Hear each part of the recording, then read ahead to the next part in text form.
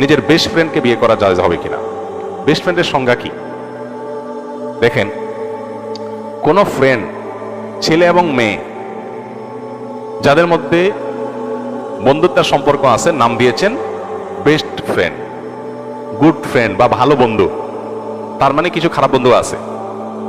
মূলত একজন ছেলে এবং একজন মেয়ে, প্রাপ্তবয়স্ক ছেলে মেয়ের সাথে যদি বন্ধুত্ব হয়, এটা কোন যৌন আকাঙ্ক্ষা, যৌন চিন্তা ভাবনার ঊর্ধ্বে উঠে কোনো বন্ধুত্ব হলে সাধারণত মনে করা হয় যে এটা বেস্ট ফ্রেন্ড। আসলে বাস্তবে এটা কাগজে কলমে আছে, বাস্তবে এর কোনো অস্তিত্ব নাই। যদি বলেন যে বাস্তবে এরকম আছে, তাহলে বুঝতে হবে তাদের দুজনের একজন অথবা উভয় অসুস্থ, তাদের শারীরিক ট্রিটমেন্ট করতে হবে, কারণ আল্লাহ তাআলা সৃষ্টি করেছেন এইভাবে। সো এই বেস্ট ফ্রেন্ড বলতে আসলে কোনো কিছু নাই।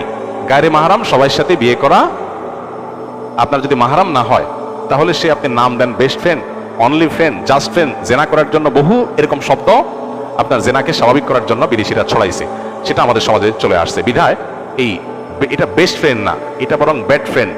কারণ বিয়ে বহির্ভূত বন্ধুত্ব করেছেন, এটা বিয়ে হয়ে গেলে তখন হবে কি? Best friend.